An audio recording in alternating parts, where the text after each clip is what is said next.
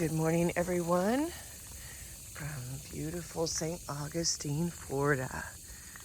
So this is Anastasia State Park Campground.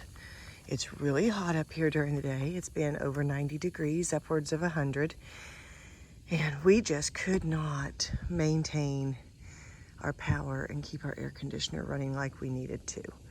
So we decided it was time to come to a state park. The good thing about the state parks is they're very affordable. So I think this was $35 a night after all the fees and taxes. Every time I've come up here, I've seen lizards everywhere. Pretty little plant, don't know what that is. So this is the bathhouse. Got the men's room on one side, this side, the other side's the women's. On the other side of the building, there is washing facilities, washer and dryer, dishwashing. There's a vending machine up here. There are showers and toilets. All right, they have a clothesline available for you. If you would like to wash but don't want to dry, you can do that. Here's the washer and dryer, $2.50 a load. We did our laundry yesterday and changed our bed and took showers while we were here. Nice little place where you can rinse out some dishes or something if you need to. Kind of grimy, but you know, it serves its outdoor purpose. Now let's go show you our campsite. It's very quiet in these little loops. There's only a few people per loop. I've seen some people walking, but it has been extremely quiet. We are going to see about staying here for 2 more nights before we move on, just because it is so nice to not stress over the power. All right, guys, this is our site. You can see the power over here on this side.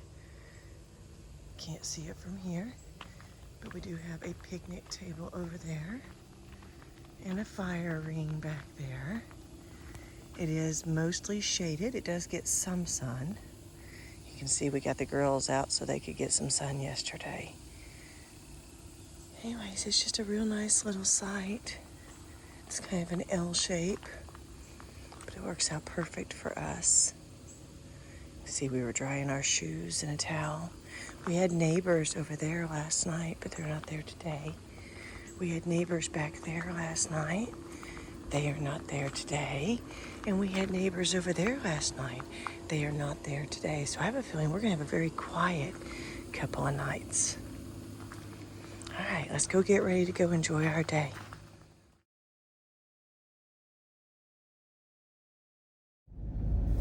All right, so we're gonna drive up front and get a couple more nights here. I'm just gonna show you what things look like. That's the bathhouse on the right that we went to a little while ago. 2 spots down. It's the bathroom and the shower. Yeah, it's a good location. And I really like our site. I've looked at several of these and I really like ours. Do you want me to go right? No. Show them the camera. No, because there's just a bunch more loops just like the one we drove through. So we're gonna go down here and get our nights, and then we are headed into town to go do some fun stuff today. There's trails. There's ancient dune trails. Yeah. And there's another one. I don't remember what it was called. And there is access to the water here. It's down and around a little bit. We'll go there later this evening probably. I think the plan is to spend the evening on the beach because, guys, it's hot. When I say it's hot, I mean it's between 90 and 100 degrees and the humidity is well over 50%. I don't know how high the humidity is because I haven't specifically looked, but it is sticky. Okay, the trash cans are going to be up here on our left. There's more trails right there, guys. That's what those cars are parked there for, is trails. Well, in meditation.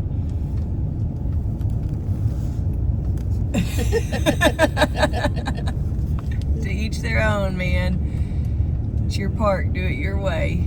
That's right. Alright, I'm going to put you all on hold right up here to see where they are. I think that's where the trash cans are. We'll double check and make sure before I turn you Bigger off. as we turned into our loop. Was it as we turn into our loop? No, they were down here. Yeah, that's the trash cans right there. All right, You can see stuff right here. There's Walk nobody. the road. Okay. There's nobody. So there's a big old trash can. And then down here around the corner, there is a dump station. I'll show you all that. We are in the sea bean section. Each section has a name. So bright this morning, you guys probably can't see very well for the glare, but that is the dump station right there. There's 3 slots to dump in. If you go right from here, you'll make your way to the beach. If you go left from here, you make your way out of the park, which is what we are doing this morning.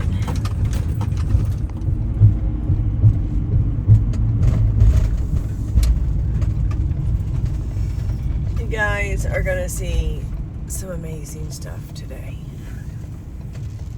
So in 2011, when Dana and I took our first real vacation, St. Augustine In 1.2 miles, turn right into the parking lot.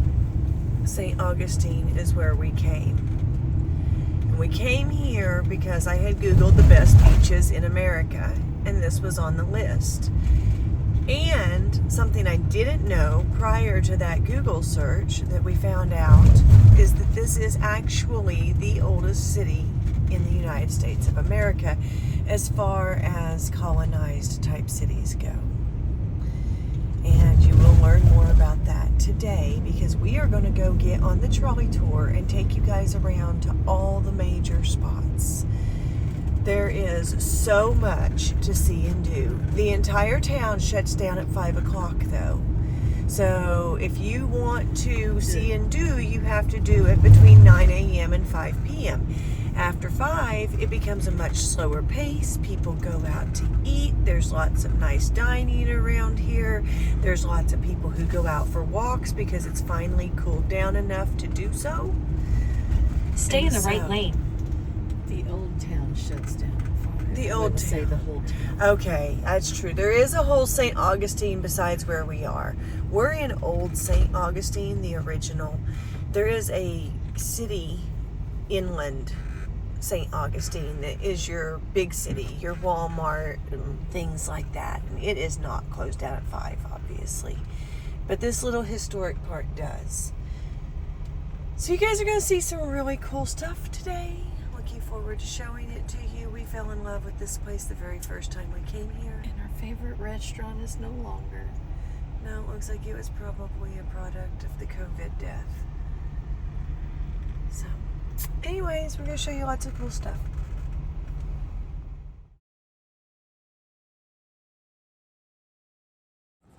We are going to go get on the trolley. So we are at an area known as the Old Historic Jail. And they have changed a few things since we were here last time. They've got it done up a little bit more like it was at that time. You can see that beautiful house. We got a local dentist over here. Haha, look at the tooth hanging in the thing. That's the dentist. So here we have Gator Bob's St. Augustine History Museum and Trading Post. Old Jail Museum, 1891.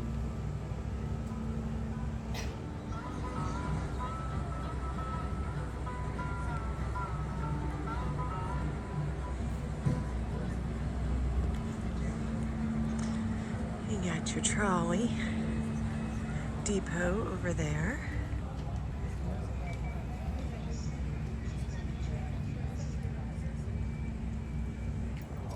So this is the old jail.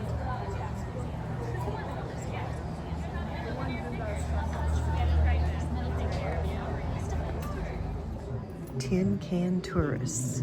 That's basically what we are. Basically what it says is that the mostly middle-class tin canners who couldn't afford the fancy hotels and restaurants built for Victorian tourists, so they sought inexpensive vacations in Florida sunshine and outdoor camping experiences that connected them to the wilderness. That would be all of us nomads, wouldn't it?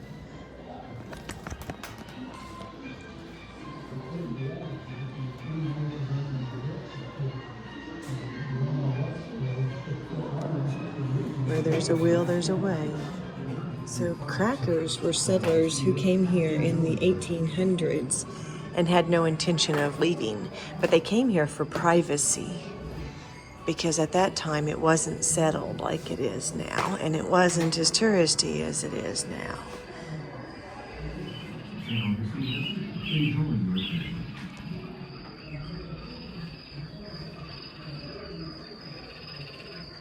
For honored Spanish conquistadors, landholders, and treacherous.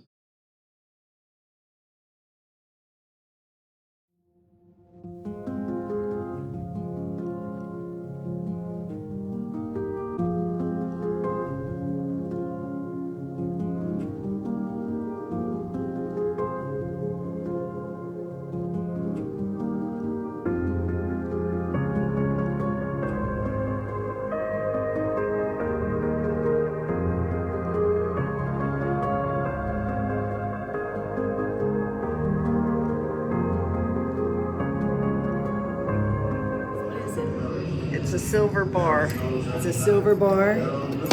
Oh, wow. How much do you think it weighs? Moe. Don't look. How much? 50 pounds. You're close. Look at the sign. 66.2 pounds. Wow. Wow. It's heavy, guys. You feel that in your lower back.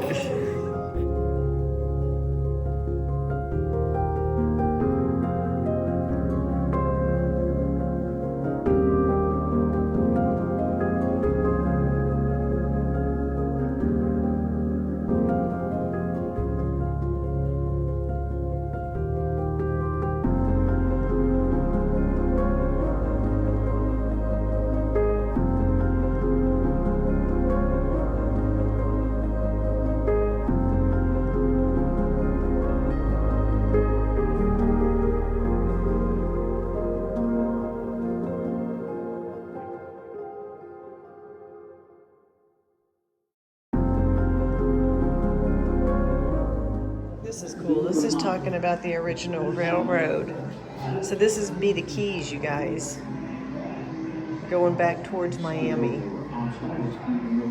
This guy right here built it.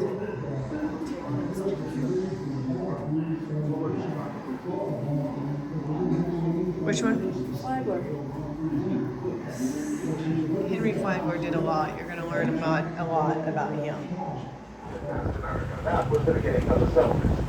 In 1865, the first Catholic Mass in America was held where that cross is. And as it wasn't difficult enough again between the swamps, the days of the wildlife, hurricanes sure up through that made it even more difficult. But the Spanish pushed through it all. Taking the hop-on, hop-off trolley is a great way to see St. Augustine. It allows you to ride the entire route and learn all about the different attractions. And then if you see something you want to spend more time at, all you gotta do is hop off and catch the next trolley as it comes through. I do recommend that you check the schedules for the trolley, because the last thing you want to do is miss that last one that comes by and have to walk all the way back to your vehicle.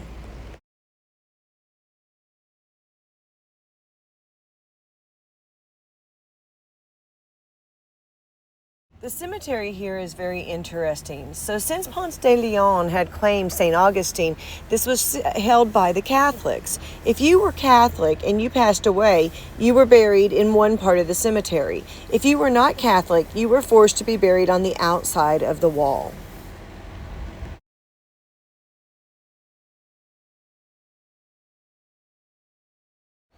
These are the original walls of the city. At night, the gates would close, but everybody in and out of the city would pass through this gate right here. If you look closely, this wall is made out of something called coquina. In fact, many of the buildings and walls in this community are made out of coquina. Coquina is taking the shells and the sand, the crushed shell and the sand, and they pressed it into blocks, and they would let it sit out in the sun for 6 months at a time, and it would harden like concrete. It was then used to create the buildings and walls that have stood the test of time here in St. Augustine.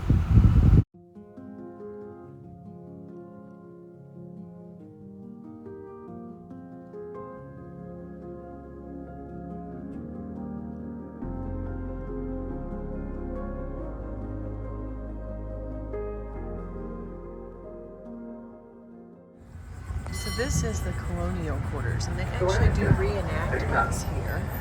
Just down the street, we saw the Pirate Museum. Which is the colonial quarters. You'll notice that just across the street to our left, that's the Castillo.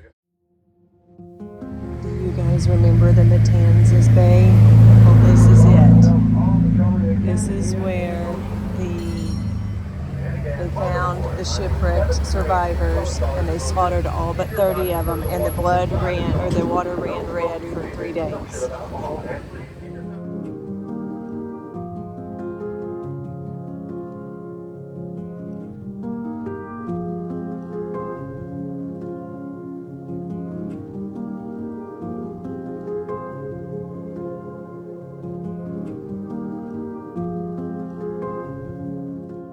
Do you remember earlier when Dana pointed out the guy in the middle named Henry Flagler?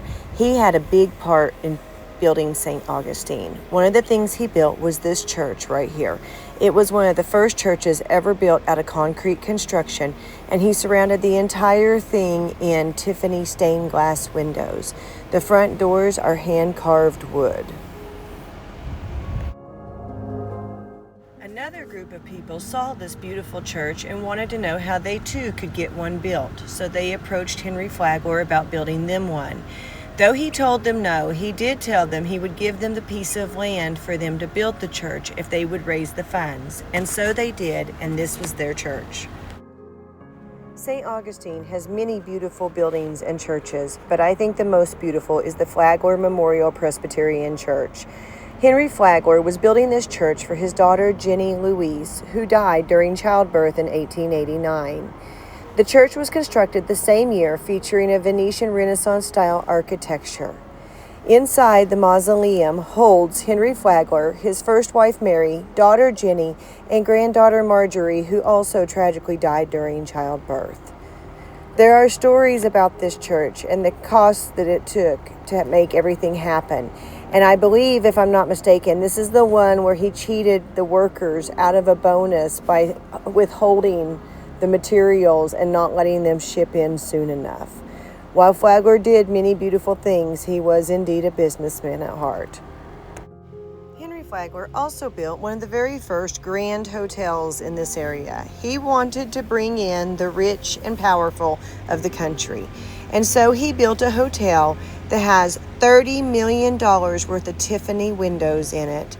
It was the first building to ever have electricity, and people were scared of electricity, so it had butlers in each room that would flip the lights off and on.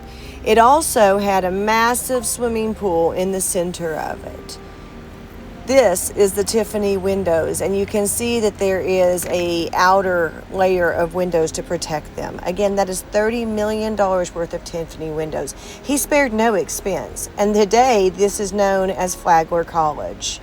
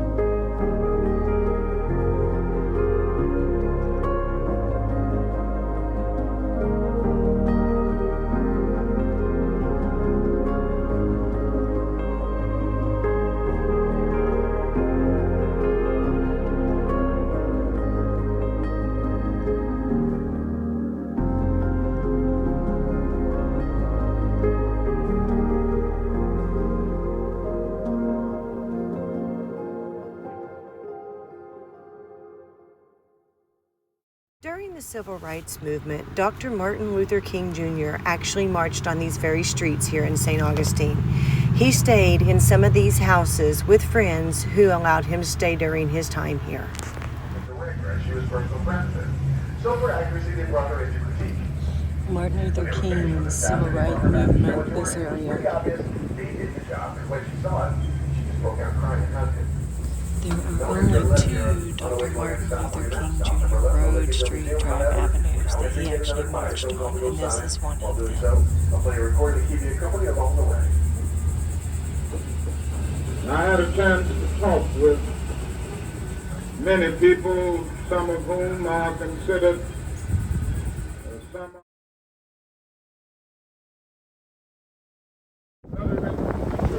I said to them that the people of St. Augustine, Florida, and those that have come in from other communities and their allies in the faith. Speeches are started given by Dr. Martin King Jr. was actually recorded here to our left at St. Paul. After passing St. Paul's, we're now Speech was recorded here. I mentioned South Bend 11 is next. That's just what I had to already. The lake in Louisiana. Part of the Freedom Trail.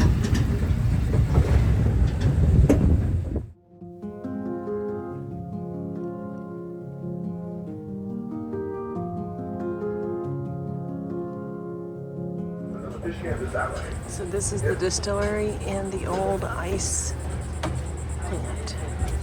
Oh, if you're going for a fish seafood now, keep in mind, ladies and gentlemen.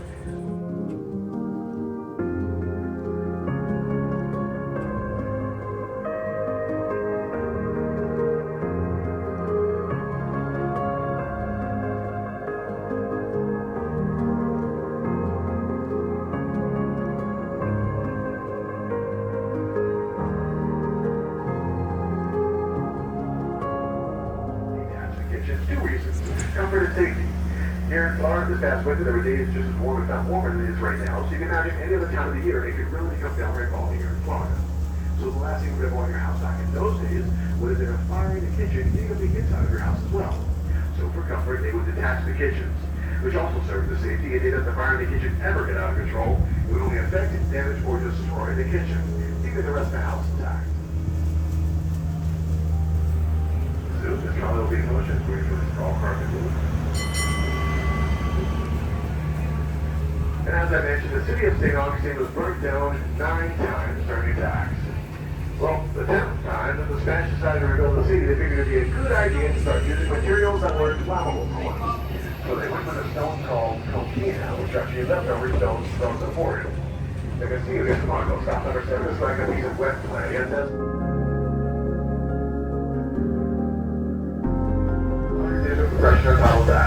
Snails and also sea creatures make up coquina. That's what this is made out very of. soft, where you get shaken and molded.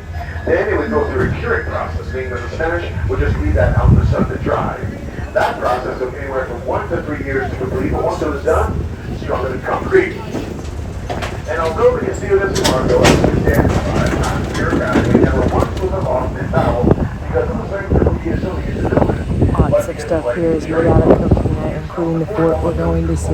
This is only half of our day, but the other half will have to be on tomorrow's video. You guys come back and check out the rest of it, and until then, we'll see you down the road.